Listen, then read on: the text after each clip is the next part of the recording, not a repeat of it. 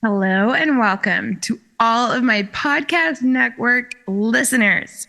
Whether you are downloading from Breakups, Broken Hearts, and Moving On, or Sex and the Solo Girl, I'm so glad that you are here. Yay! I had originally planned to drop this great replay just on Breakups, Broken Hearts, and Moving On, but I gave it another listen just this morning. And I just knew that all of my followers would want to hear it. Our recent relationship lessons features one of my closest friends and regular podcast network co-host, Jessie Maree. After my 2023 visit to New Zealand to visit her, we chatted about things that we had learned about relationships in the last year or so. It was one of the most popular episodes that year. And wow, it is an absolute chef's kiss. Mwah. It is such a good episode. It is everything you would want in a podcast. It is also pretty funny, and I just know that you will love it. Please go to Instagram and give Jessie a follow. I'll link to that in the show notes. She is just an absolute doll. I love her, love her, love her. And I kind of want to put in a side note here. I really wanted to point out that there is a relationship that I referred to in this episode as being a good one / the relationship that I was in at the time. And guess what? It ended up unraveling within maybe 2 or 3 months of us recording. And that is okay. Breakup coaches go through breakups as well. The breakup led me to record the also popular episode, quote unquote, my recent breakup lessons, which was replayed on Breakups, Broken Hearts, and Moving On just a couple of weeks ago. So go to that show, Breakups, Broken Hearts, and Moving On, and check it out. Just scroll a little bit. This was one of the most raw and personal of any episode I've ever done. And I'm also really proud of it. I got a lot of great feedback. It was a challenge for me to come on and admit to the world that the relationship had ended.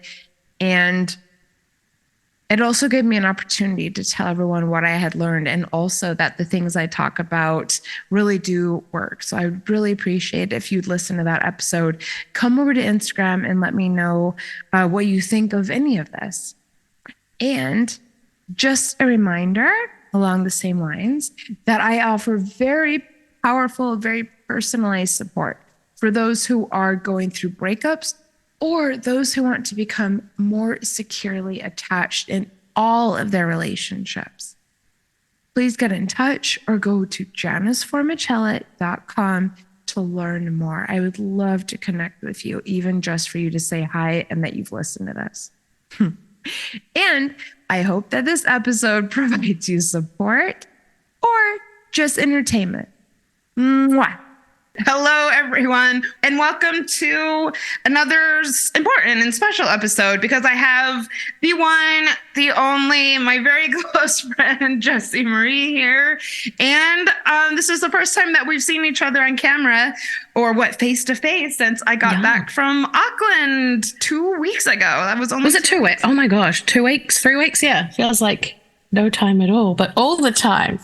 Yeah, maybe it was 3 weeks. Anyway, I mean, the trip went by fast. Coming back I had so much to do. Oh my God. Just the getting back. Oh yeah. That was certainly an adventure.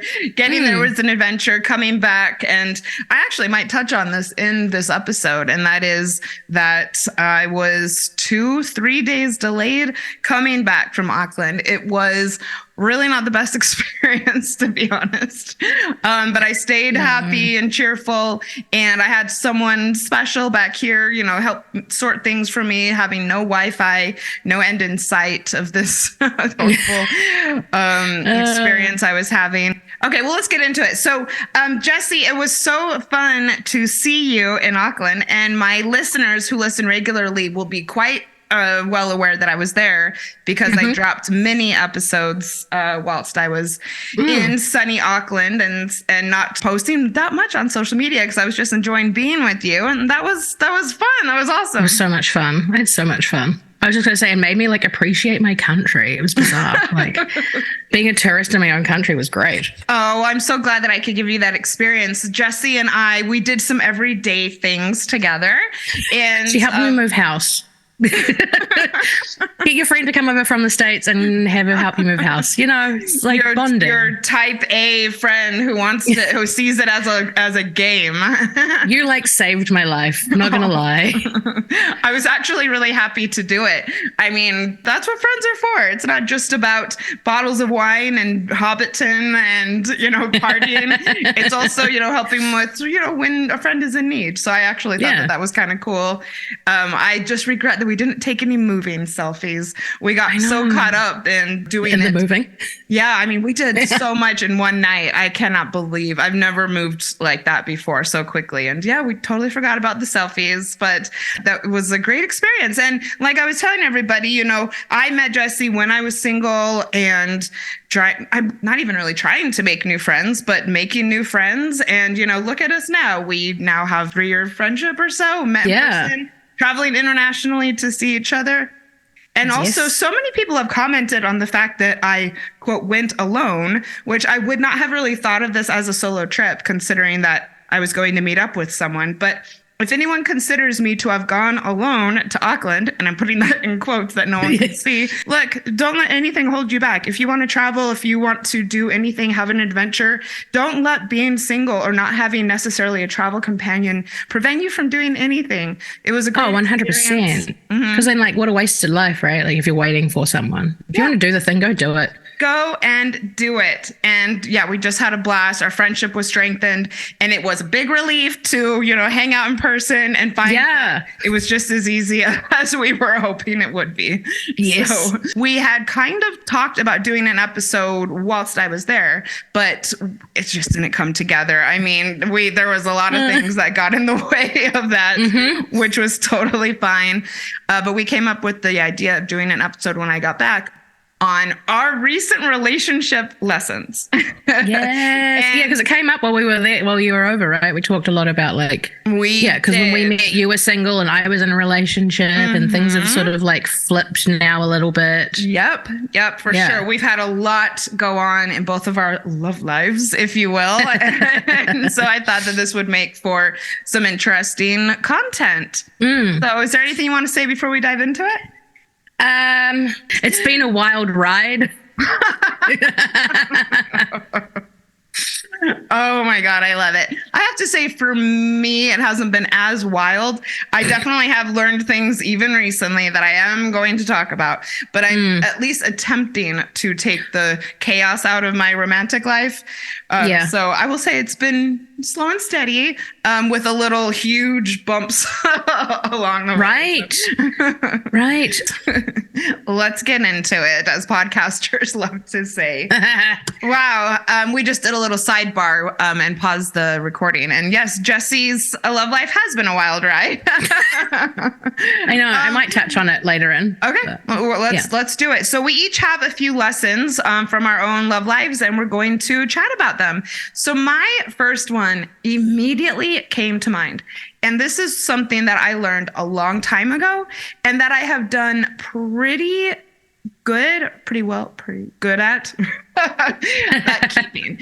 In fact, last year I ended things swiftly with a couple of men when they, kind of showed their true colors in the initial days of dating, like, boom, you're done. But then I dated someone else who I did not do that with. And there's so many, various reasons. But my first lesson that I've relearned recently is when someone shows you who they are, believe them the first time. 100%. I have rarely seen this not be the case. And by the way, did you know that this comes from Maya Angelou? I looked it up today, just kind of curious. Full quote is, when someone shows you who they are, believe them the first time. People know themselves much better than you do. That's why it's important to stop expecting them to be something other than who they are. Yes, I'm really bad at that. I date people's potential sometimes, and I'm like, there's so much potential there, and like, no, they've shown me what they like, and I just don't want to believe it. Or just being too forgiving. I think if someone does something harmful, hurtful, inappropriate, they will very, very likely do it again. It's like 90% of my relationships. If something troubling shows up, just walk away. And I think, yes, people make mistakes and people have the ability to change, but it's just so rare. And again, harmful, hurtful, inappropriate. This is how someone will behave. And so I can see sometimes, especially if you're a bit Twitter-pated, which was definitely my situation, a second chance, maybe, but like not a third. If someone shows you this side of them, you will see it again and again. Yeah. And I've been notorious for staying in relationships when that's happened, right? And they've shown me who they are.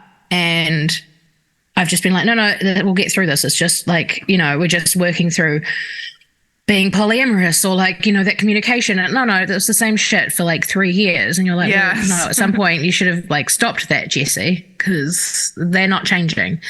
On the flip side, that I do have a story where someone I was seeing decided to disappear for 9 months of my life, ghosted me. They went away and did the work. They went and saw a therapist. Like they were going through some shit at the time that I didn't know about. They went away, worked through their shit, and then came back and apologized and has shown their actions and stuff have been aligned with having done the therapy and having worked on who they are as a person. So there is that, but don't expect it to happen overnight, and they have to want to do it, right? Like you can't make them.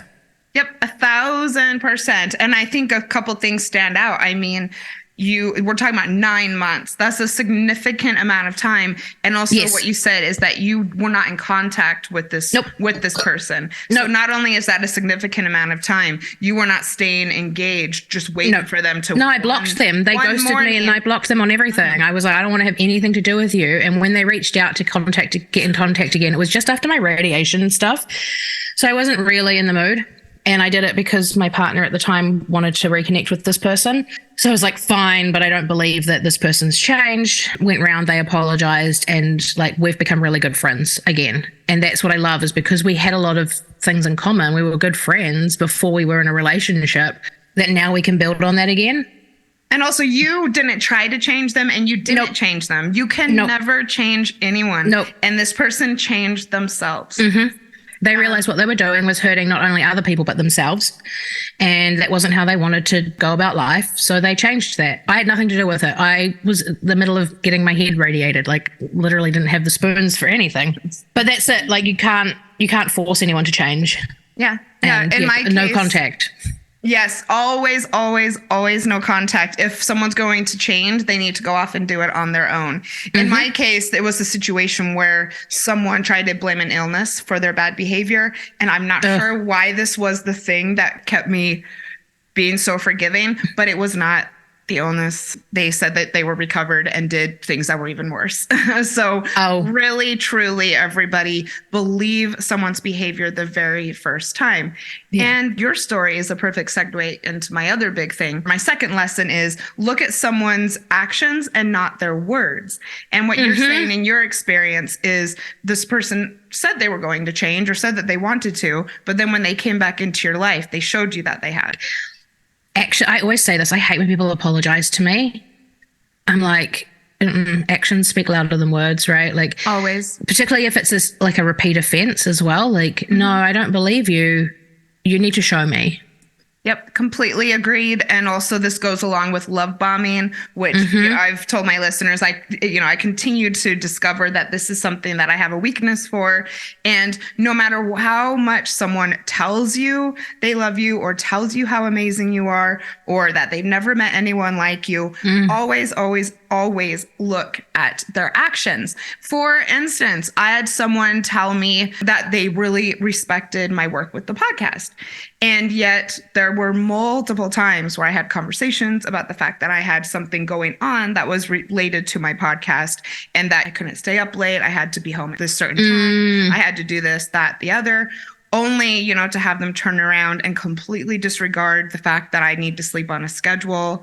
I'm trying to go home and they're trying to get me to stay up later than I said I wanted to, and saying that I'm going to be fine because I kick ass, you know. Of course you're going to kick ass. You're Janice. And just like completely like disregarding. Where do you think I get this from? I go home and I sleep and I get decent sleep and I have a routine. That is how I am kick ass. Yes. So this was completely, the actions were out of line with what they were saying about respecting my podcast and thinking that I'm amazing and wanting to support me. And again, it's all words, and words really don't do too much, only if they're accompanied by actions. You know, there was this, I also run a local nonprofit, and I was also told by this person like very, very regularly how great this was and how powerful I was and how he loved being, you know, like my partner and all of this. And then, you know, when we would have events, just being late, not showing up. You know, I had this party at my apartment. It was a morning thing before the Pride Parade. And I think I'm awake for 2 hours getting ready. Yeah. He wakes up like barely early enough to shower before everyone's rocking up. No. So, you know, like that type of thing. All of his words meant nothing, you know, especially compared to his actions. Yeah. And like, I get that if it's not someone's thing, right? But if you're going to be in your house when you know that there's an event going on and it's something that you're passionate about, that person should also respect that, particularly if they've mentioned how awesome that is that you're doing these things, respect you enough to get the fuck up. And, you know, and like, it wasn't just the sleeping. It was just like having absolutely no help, no support at all. Totally. It just didn't line up with anything that he had said. No, and that's like, in a relationship, right? Like, you don't have to have the same hobbies and shit, but like, be supportive of each other. Yes, I totally agree. And what was really cool is, so this is not just lessons about things like negative that I've learned. I'm juxtaposing this with someone I'm seeing now who does help me and show up with me having to ask very little. I had another event last weekend and I had sourced some help from some friends. And I know at one point I had called him up and said, can I ask you to do this or that? And he was full on like, oh, I've already got a to-do list on my phone going for everything. And it was all there, like with me hardly having to ask at all. And it was wonderful. And he did every single thing that he said he was going to do. And then some. Like, yes, the fact that he already had a to-do list and before you'd asked him for some help, like, that is amazing. Like, that's someone who gives a shit about your life and wants to make it easier. And that goes both ways, right? Like, if something's important to them, you helping them also. Like, I think that's a give and take. I agree. You guys are going to be spending some time together. You may as well be supportive and helpful in the best ways, because there's going to be periods of time, right, where you've got nothing on and they've got heaps on. And so, like, how can you help them? And then vice versa. Yep. So everybody, look at someone's actions, not just what they tell you, especially in the early days of a relationship. No matter what they say, wait until you see it. After an argument, do not just take their word that they're not going to do it again. Wait and see. Yeah. This is also why I encourage people to go slow in new relationships, because you have to have time to find out if everything they're telling you is true or not, and how they're going to show up for you. Yep. Okay, so, another lesson. Oh, and this is also one that's actually one of my good lessons that I've learned. And that is that it is okay to take a step back. So in my current relationship, we definitely did that recently. I was not feeling myself. I was feeling overwhelmed about life. I had lots of, you know, seasonal like winter blues going on. And we just, especially whilst I was in New Zealand, it was like, we need to take some time apart. I need to think things through. We had minor disagreements, but nothing major. I just really felt like I need to come back to myself outside of you, if that makes sense. And 100%. Then kind of reevaluate what's going on. So, you know, it didn't mean that it was the absolute end of the relationship. And it was kind of challenging, I think, for both of us and confronting, but it didn't mean that it's over. It just means that it's time to reevaluate. And I think that sometimes a few months into a relationship, that can be a really good thing to do. But I just feel like people feel so confronted by that type of thing, or talking about taking a quote break or time apart, having space. And some people don't want to do that, but it's okay. Yeah. I think because a lot of people are like, oh, that means it's going to break up, right? I always used to say that to my friends in high school when they went on breaks with their boyfriends. I was like, it just means a breakup's happening, right? Like you're just delaying what's meant to be happening. But I've got a friend currently who they de-escalated their relationship from what it was to a little less because of commitments and time and stuff. And they're still seeing each other and they're still happy. And it's not a bad thing. Like you said, it just gives you time to focus on what's important to you and know that you are a person outside of that relationship. Yes. Mm-hmm. It says a lot about the other person, perhaps, to see how they respond to it. And, he was nothing but supportive of it. In fact, there were times when I was in New Zealand when I was like, I'd actually like to hear from him, because he was taking it so seriously. And I really, really valued that. And look, who knows what's going to happen necessarily, but it was good. It was just what I needed. It made me feel really confident. It made me trust this person more. And it's okay to take a step back. But it's also a green flag when if you're like, hey, I need to take a step back for me.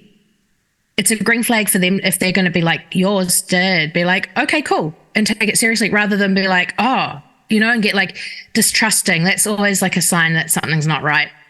Yeah. So I'm glad that it's gone that way for you. Yes. And I think also just continuing to take it slow. Just because you've been with someone for 6 months does not mean that it's time to move in, does not mean that it's time to spend the night every single night. You can still continue to tread lightly if that's what's feeling good to you.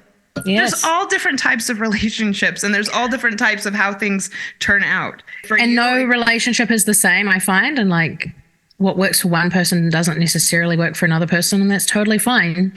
We're all different human beings at the end of the day.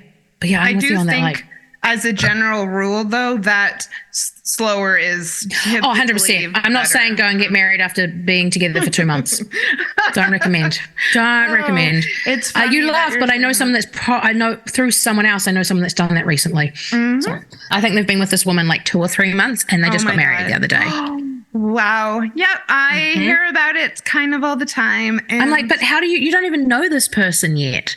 Yeah, to each their own, I suppose. This is no judgment zone, but if you do, you never know circumstances and stuff, but I feel like personally, you don't know that person.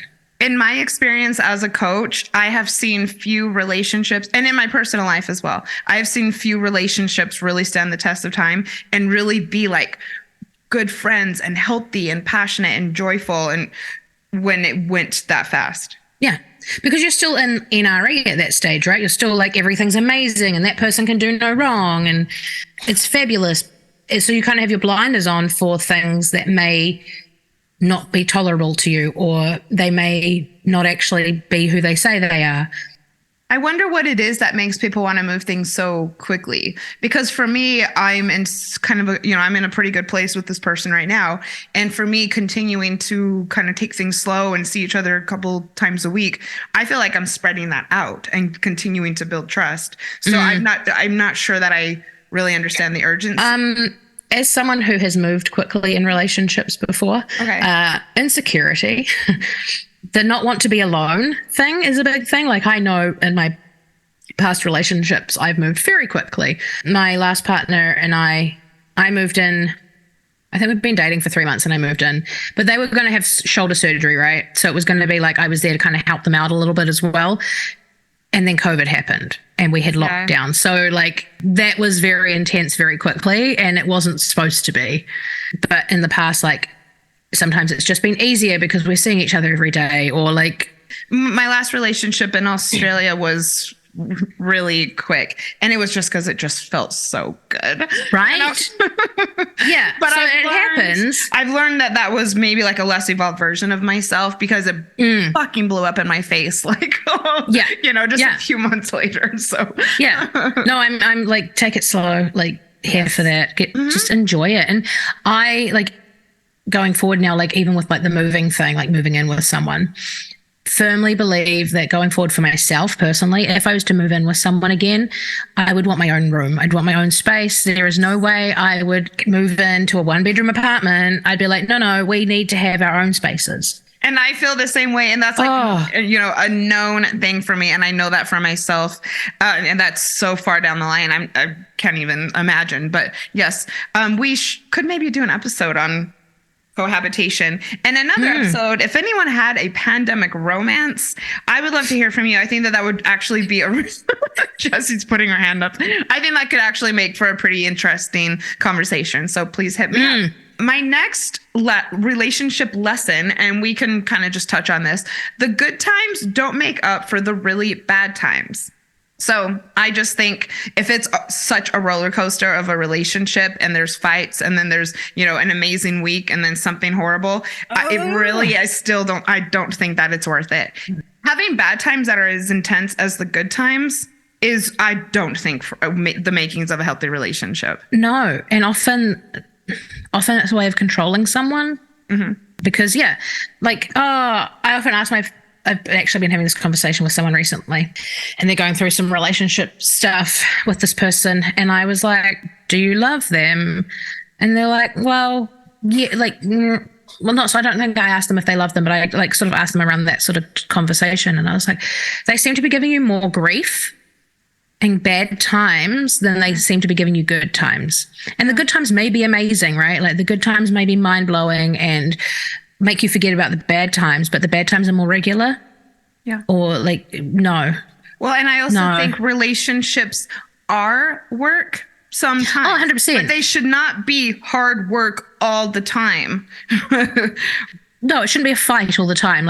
You may not be fighting, but it shouldn't be up shit creek without a paddle. Yes. And a lot of people, though, do put it in those terms that it takes work. I mean, how often do we say that?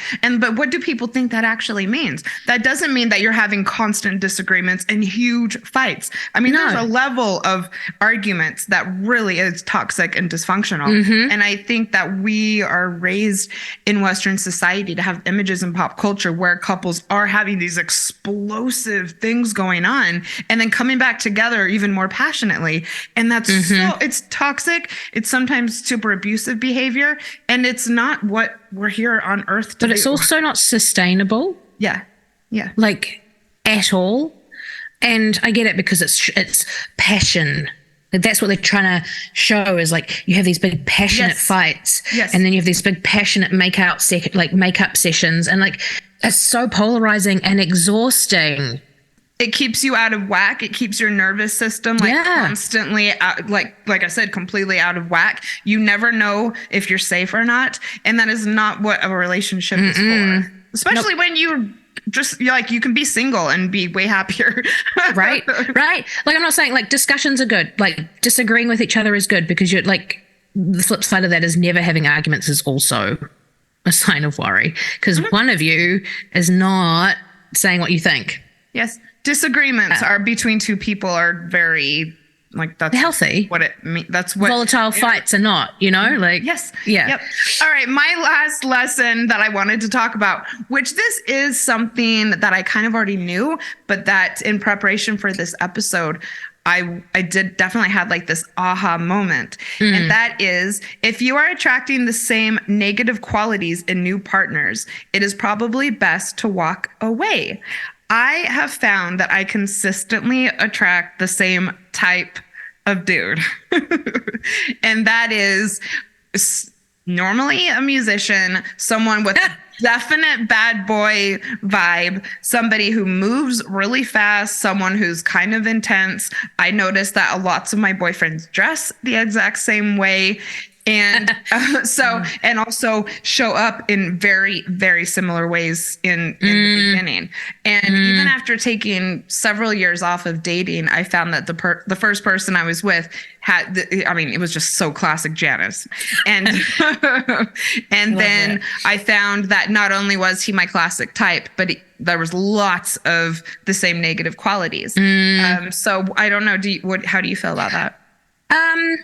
I think also yes, walk away, but also look at why you're attracting that. Do you know what I mean? Because it's all fair and well to be I'm attracting the same qualities in people, but why? Why do you keep attracting that same type of person, right?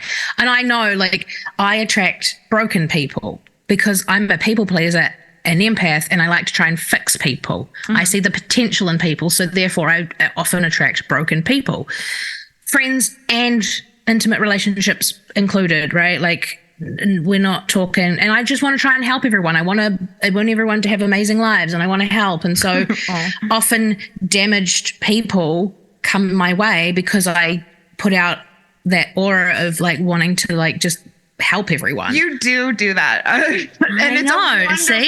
It's a wonderful quality to have as a human, to want to be useful and helpful for people and want to elevate people. But yes, when it comes to your partners, and I think that is something to look at. You know, you said, you can't fix anybody. I need to acknowledge, like it attracts all types of people. It doesn't just attract broken people.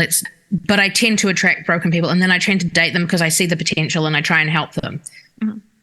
And sometimes I do that with friends.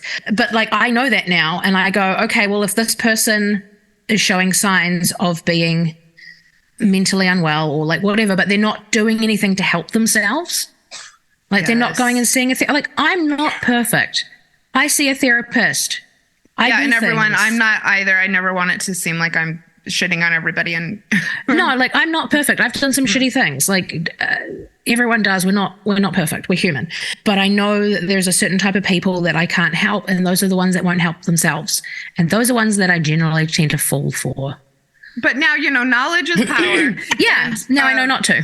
I was actually having a conversation with a friend of the show, Jackie Brubaker, the other day about this exact thing, about my ex and my current partner. And she was asking, why I think that I do that, which is attract men who are going to love bomb, men who say they love me after like a week. And I'm like, I just know this is my pattern and I just want to move on. And she like kept on kind of pushing the point, why? And I felt very uncomfortable, to be honest, being put on the spot, and which made me feel like maybe I should lean into it a bit. And she said, I feel like you've never gotten like really the respect and attention and validation from your family and the people who should be giving that to you, as accomplished as you are. And so when you start to feel that, it draws you in. Yep. And it's all attachment styles, right? Let's, boil it back down to that. It's not that it's something that was missing in your childhood. Yeah. Like for me, I was the one that was always helping and always making life, like just trying to make life easy for everyone else in my family. Oh, wow. Oh my God. So why do you think I keep attracting them? Yeah, exactly. Ooh, it's so juicy. Yeah. And so you were missing the validation and the love and the support from your family. So no wonder you attract these men that love bomb you and give you that and tell you straight away and want to move fast. It makes sense, right? We innately, like subconsciously, there is programming in us that is like, we didn't get what we needed, or we had to handle life a certain way. So we start attracting people like that. So run. No. Yes, run, walk away. And also I would encourage you to maybe sit down and make a list. So that's what I did. And this is extremely vulnerable of me, but some of the things that are some of the negative things that I tend to attract or be drawn to is, again, someone who wants to move really fast, someone who doesn't have a lot of friends, love bombing, someone who can be really unkind in the heat of the moment. And I'm, again, this is very vulnerable of me, but I've attracted lots of people with addiction issues. Same. I'm still kind of unpacking that, but it's something that I now really have my radar open to. I was always like, I want the dark and mysterious guys, the charming guys that like romanticized that, like, oh, I'm dark and mysterious and there's something about them and you're like attracted to them and there's that spark. I learned later on in my like mid-20s, that's a narcissist. Okay. Because not all the time, but a lot of the ones I would date. Dark and mysterious. How does that, in your experience, equate sometimes they would just toxicity? Be like, really, they would just be aloof and all about themselves. If we look at it in reality, they're all like talk about them, like, like they would look like they were interested in you and like keeping you interested, but you knew very little about them, like about them really. You knew surface level, but you didn't know them. Okay. Yep. That describes my abuser to a T. Yeah. A lot of my partners have had addiction as well. I don't know why. And again, maybe it's because I think I can fix people, I am a very exuberant person, and I like intense people, over the top people. And I do know that in my experience, a lot of people with addiction issues are like have a high level of intensity and appear to have, a high zest for life because they're intense. Everything they do is so over the top. And I think that's part of it. The other parts, I'm not entirely sure, but it's been a pattern of mine. Yeah. Mm-hmm.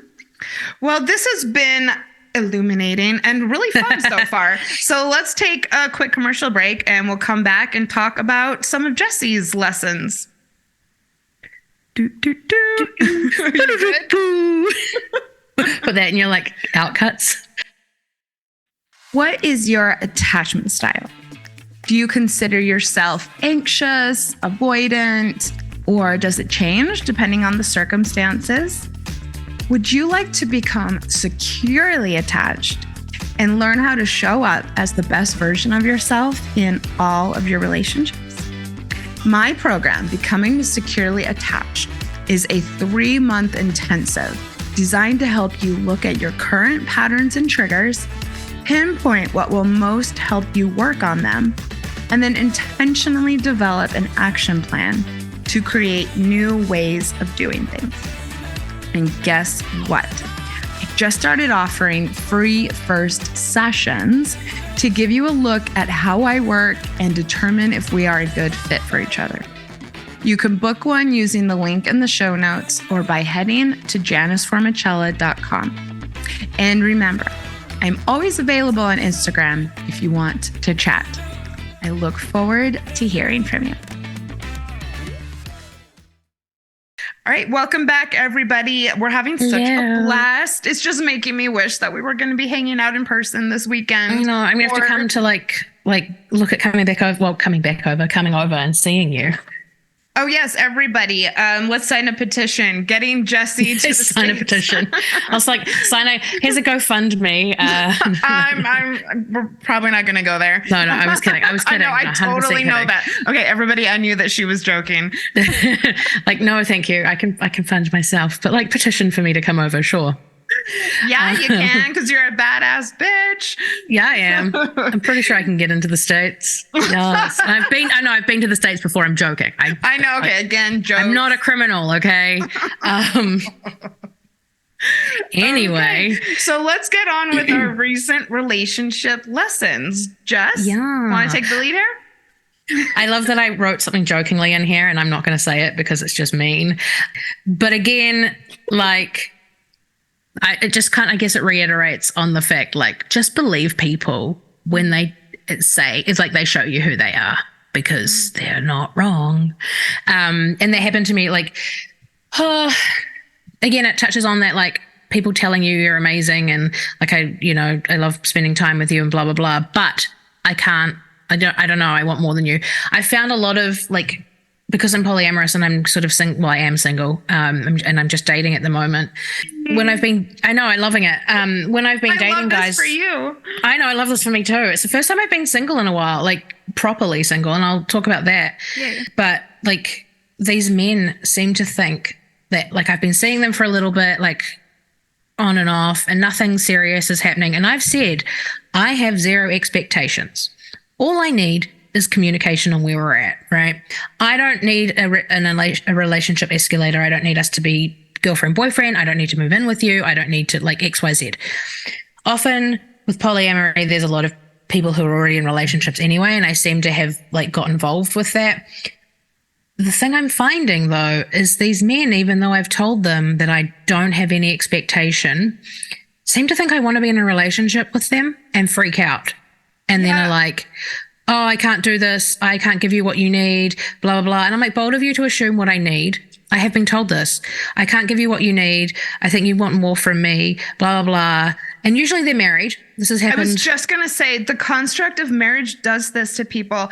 I have had multiple clients in this exact situation recently, and I've been in it myself recently, and it's kind of crazy. I almost want to do some study or something on this. Right. It's a dynamic that has come up in my practice and my personal life It's like they freak out because things are going well and they're like, oh, I like this person, but oh shit, I can't do this because like whatever reason they can't do it. But I think and then they come back to me later and being like, oh, I overthought that, you didn't want that, did you? And I was like, marriage comes with a set of expectations that is just entirely different than a relationship that doesn't involve that type of framework. Yeah. And I think someone who's been in that framework for a certain amount of time finds it hard to adapt, if finds it hard to do things differently, finds it hard to do things without this framework, and finds it hard to relate to someone romantically without the relationship escalator and without what marriage brings with it. And it can be challenging for them, but a lot of the time it's going to become too much and they might, feel inferior because they're not giving everything that they give to their spouse, even though I'm not asking what a lot for of that. people want. Yeah. Yeah. Like that's the whole point of polyamory, right? Like open, polyam, non-mono, whatever you want to, like whatever you identify with. I don't need that. I'm quite capable of getting what I need, A, from myself, which I'm working on, and B, from my friends, and C, other people that I've been seeing and stuff. Like, bold of you to assume that I need you to be my one person. Yeah. It's not going to happen. And that's what I said to someone, because they actually were like, oh, you need, I can see that you need stability and blah, blah, blah, blah, blah. And I was like, yes, I do need these things. However, I'm going to give them to myself. Yay. I am going to be my stable person. I don't need someone else in my life for me to be stable. Mm-hmm. Yeah. I'm working on that because as someone who's never really been single and has never really wanted to be alone because it scares the hell out of her, it's hard work. And there is a lot of time where I want to fall back into just, not that. But why do they just assume that I want something more than I want? And not talking to me about it, and I was just gonna say, without even talking about it. And I think when you have non-traditional relationships, the best thing you can do is talk and talk some more. All I ask for is communication. Yeah. All I ask, and I really feel like that's like a very low bar. Like bare minimum, you should communicate, regardless of what relationship style you practice. Yeah. Mono, non-mono, whatever, communication. So yeah, that's my experience currently. However, I just started, so I'm sort of wary because I'm on Field and I love-hate relationship with Field. Yeah, so let's just pause really quick. So Field is one of our favorite dating apps. And yes. It attracts, I don't know what their mission statement is, but it's, non-traditional individuals, and it's a safe space. Yes. Yes. I actually think I have it up. I was looking at it the other day, but I don't know where it's gone.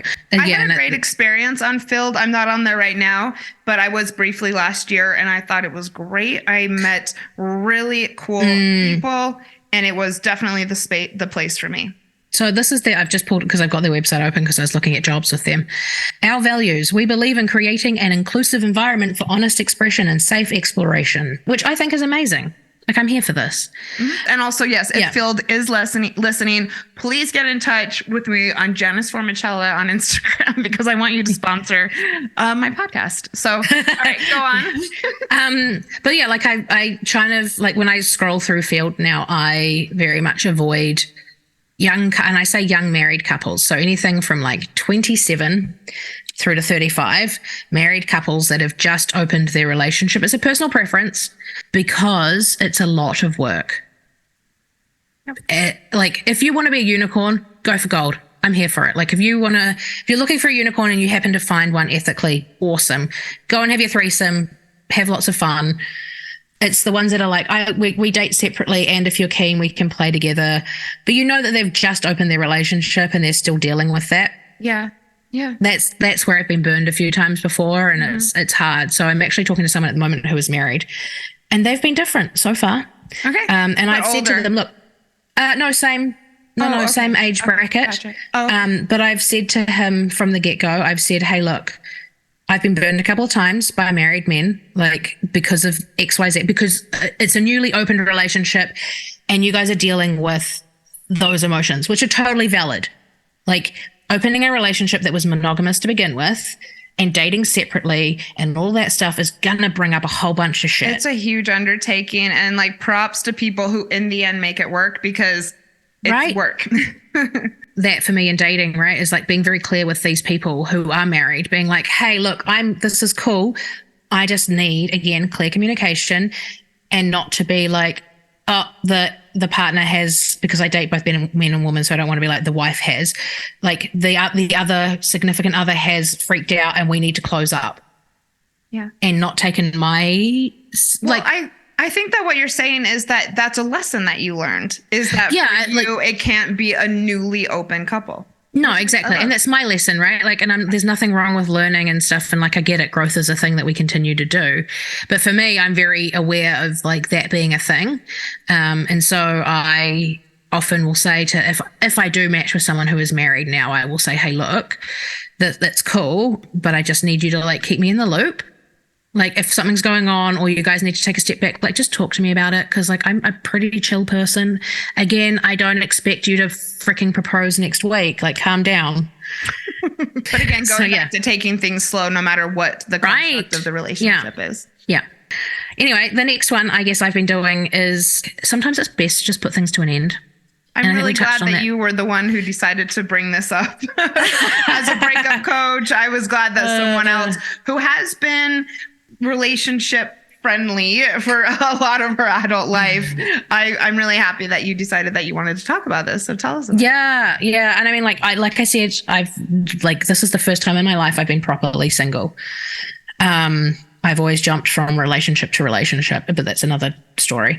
But sometimes it's like you just have to end things. And that was like my last significant partner who we lived together. We were engaged. You know, at some point we had to just call it quits because it wasn't working. They had stuff going on, I had stuff going on, and there was no point trying to like force stuff to happen, particularly when your needs are not being met. Because I got another friend and they just had a breakup recently because her and her girlfriend, she was giving a lot of effort, like emotional effort and a lot of stuff, but the other girlfriend wasn't and couldn't because they were dealing with their own stuff being, I don't want to get into it, it's not my business to discuss, but like they couldn't give my friend the attention and the emotional stuff that she needed. So they had to call it, right? And sometimes it's better to do that because like you deserve, or I deserve, the energy and effort that I put in. You know, I want to receive that back. So, and if it can't, you may as well, like, why stay in something that's not making you happy? It's the whole point of relationship. Agree. Yes, and I think that deciding or wanting to leave is as good of a reason as any, and you're not obligated to stay with anyone for any reason. No, and I get it. I get why we do, because like it's easier or it's convenient or you've been with this person for so long, you may as well just make it work. But why? At what expense? You know? And so I'm learning that one. Good. And I think for you possibly, and for many people, it's just like the not knowing of how this is going to work on your own can be something that people just don't even want to look at. And so not that it's necessarily easier because people stay in very unhappy relationships, but that at least you know what's going to happen. Yeah. When I say easier, I mean like in terms of moving and financials and convenience, like, comfort, you know, like it's something that is, you know, like for me, it was huge because it meant being financially independent. It meant starting again. It meant not having someone to come home to and have that physical comfort. And I'm a very driven human being. So it was comfortable to stay in these relationships that didn't work, not because the relationship was good, but because I got everything else I needed taken care of. Yeah. And I actually saw where Jessie used to live. And I'm very proud of you for making such a big choice for yourself. Right. Because isn't it freaking beautiful? Yeah, kind of. Like it made me really respect you that I knew that you had walked away from that. And I'm so, so, so proud of you as well. Yeah. Yeah. No, and like we're still friends. Like we managed to salvage like what we do like about each other and what we can give each other by doing that. He is going on to work on himself and he needed that time to not have to worry about a relationship. And I'm glad that because he was the one that broke up with me because I was just going to do my thing of comfort and stay in it for longer. And he called it. He was like, no, I need to go and work on myself and I can't be responsible for another a partner, and I can't keep hurting you. So like, it was a very mature thing on his part. Did it hurt? Yes, but like, yeah, it was nice. And it's okay. Free of a lot of that drama. So I'm happy for you. It's like a weight off my shoulders I didn't know I had. I totally know what you mean. Yeah. Well, thank you so much for sharing that. Yeah. Yes, I don't know how your experience was with this, but being single is like readjusting to like a world that favors couples privilege and being alone, like versus being alone, right? Like, yeah. I go to the supermarket and everything's made for like 2 people or a family. Mm-hmm. Very rarely do you get single serving anything. Like meat, I'm talking about, like when you go to the butchers or whatever. Mm-hmm. So it's a big adjustment, especially if you haven't been single for a long time. Yes. Mm. Yeah, I'd heard about it. Like I'd heard friends talk about it, but I'd been like, oh, well, like, okay. But I'd never been affected by it. And now I'm like, oh, and like insurance is cheaper and stuff. And like, there's just things that I hadn't realized. There's many things. I want to really do more episodes on X-Files about it. It's something that I'm quite interested in. We've got couples privilege. We've got singleism as well. And these are things that affect a lot of people, but they're also things that really fly under the radar. If you've been single for a while, you might not fully see it.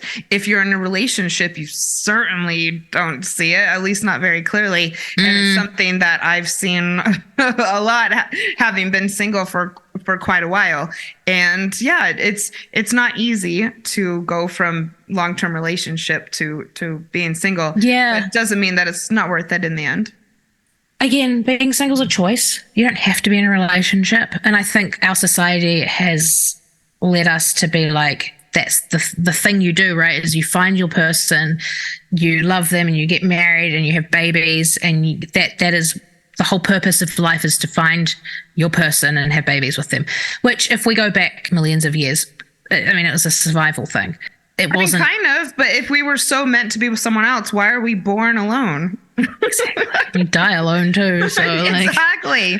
I'm really glad that you brought this up.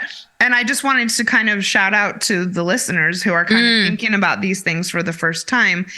Do you encourage couples privilege and singleism? So think to yourself, these are things that come up in everyday conversations. Do you endorse or advocate the idea that it is better to be in a relationship than be single?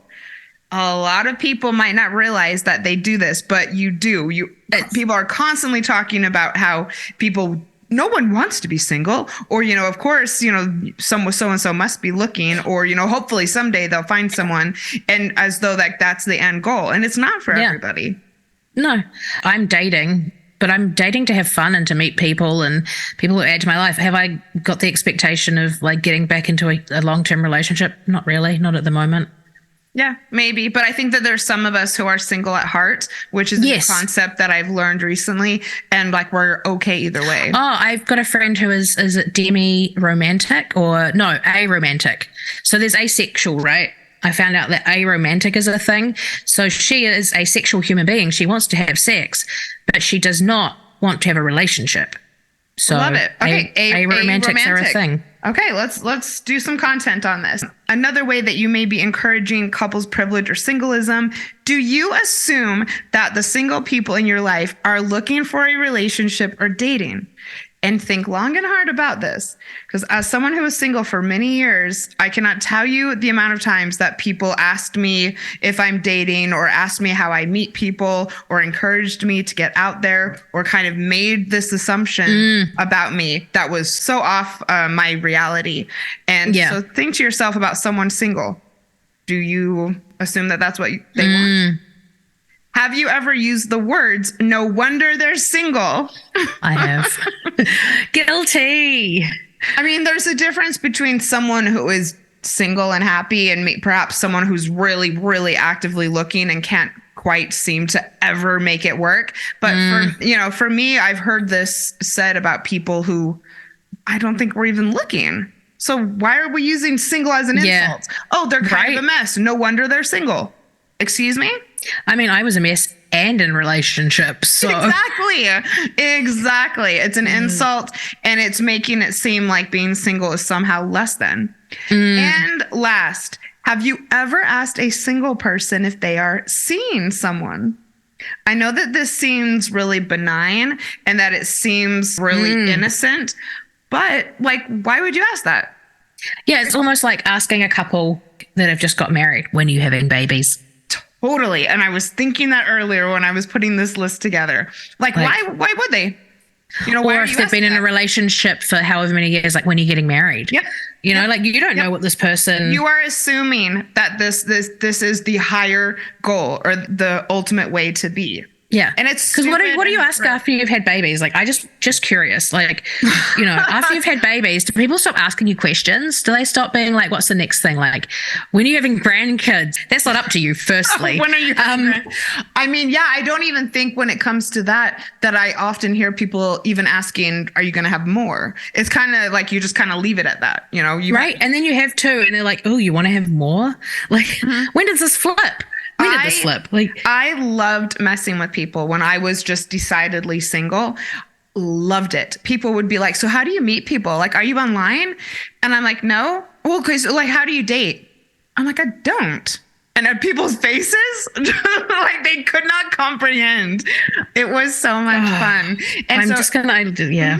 It was great. I'm very happy now not being single, but it helped me to learn a lot about society, and I want to do more content on this. So anyone in the audience who has experience or something to say about couples privilege or singleism, please let me know.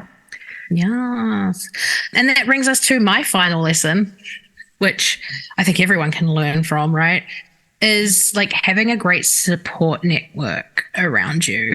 Say more. Yeah. Say more about that. Well, when you're going like, and I said here in breakups, but even in relationship, like having support people who will let you just be, who will let you cry and process your emotions and distract you when you need it. And then also having those people that you can turn to talk about the stuff and get advice from, but knowing which people are which and knowing not to overburden them. I often ask my friends now. Go on. Yeah. We're often like, can I trauma dump on you? Like, are you okay if I dump on you? And everybody pay attention to this. Yeah, right. You got to have consent when you unload on someone. Consent is like mandatory, like bare minimum consent and communication. But yeah, ask your friends that. Like, you don't know what they've got going on. Everyone's got something going on. So don't just start messaging them about X, Y, Z, particularly if they're friends with the person you're talking about as well. Like, they may not have the capacity to hear you. So just ask them, be like, hey, do you have time to talk about this? Like, I'm having a hard time. Yeah, and that's a really good lesson. It can really be hard on the other person, especially if they want to be there for you, but in the moment they are not emotionally equipped for this. Yeah, and I have someone do it to me recently, and it crushed me to not be able to do it. But it just couldn't. If you don't have the space, you're not going to be good support for them anyway. Do you know what I mean? So I'm that go-to person again. I'm that person that everyone feels safe around. Because she's so warm and welcoming and friendly. And so I have to start just being an asshole. Is that what you're saying? And people will just stop like wanting to tell me the bullshit. You have a very opening or a very welcoming energy about you. Yeah. And that's a great thing. Yeah, but it's nice, right? Like, it's nice to, and if I ask, it means people will ask. Or if I have friends, like, and I've done it before, like we do occasionally just dump and then apologize. I'm often like, oh shit, sorry, I just dumped on you and I shouldn't have. And usually it's fine. And if they don't have the capacity to deal with it, or like if I send, because I usually, if I'm dumping, will send a voice message, it's a lot easier. And then I'll type a message afterwards and be like, shit, that was a dump. If you don't have the capacity, don't listen to it. Like, yeah, maybe doing it in reverse could be. Usually reverse is the better option. No. Usually in the reverse, I'm like, hey, and then dump once I've got permission. Yes. But sometimes, like, I've got a couple of friends where it's okay to do that the other way around, but we have that friendship.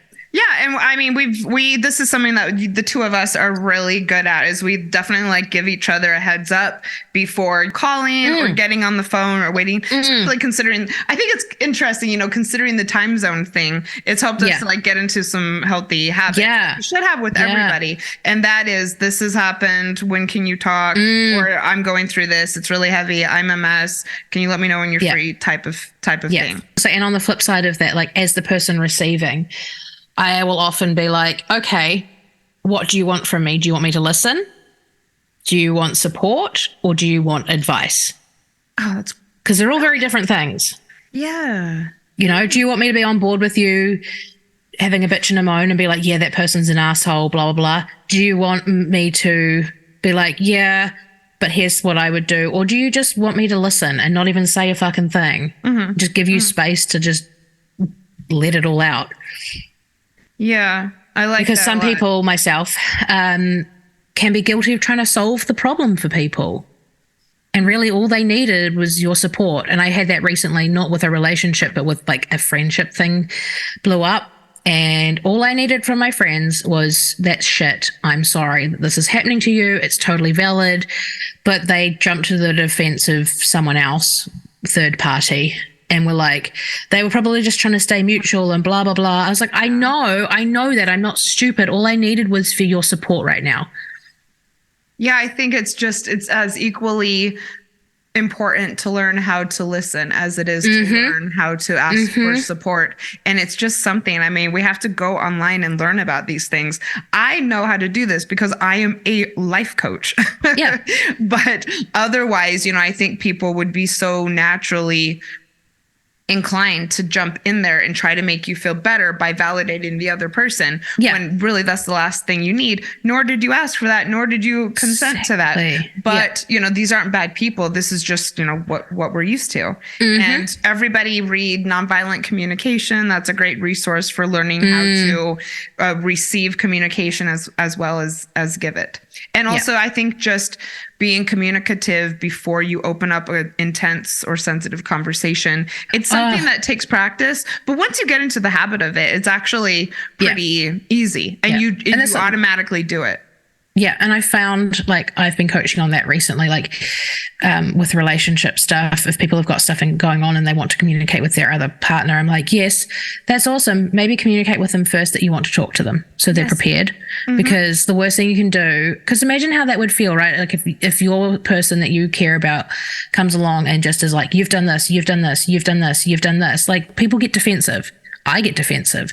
Letting the person know and being like, hey, I've got some stuff I want to talk to you about, nothing like super major, but like there's just been a few things that have come up for me, and giving that person time to adjust. So important. Yep, agreed. And I'm so glad that you do have good support around you. And I'm glad that I have you for support. And this was a fun episode. It was. I loved it. Yeah. Me too. Anything else that you want to leave our listeners with? No, nothing that isn't cheesy. Like, just have fun. Well, I was going to say, everybody just remember that dating and relationships are about gathering data, and, life is a journey. And I think the two of us are really good at relationships, and still it is so important to take everything as a learning lesson, both to grow and improve, and perhaps even help others to do the same. Yeah. We're doing today. Yeah, I think so. And you're always going to be learning. It's always going to happen. So. Always be learning. I know. Always be learning. I'm going to get that on a t-shirt. Always be learning. All right. Well, thank you everyone who joined today. If you loved this episode, please let Jessie and I know by leaving me a 5-star rating and review on Apple Podcasts. I am trying to get a certain amount of reviews before my birthday.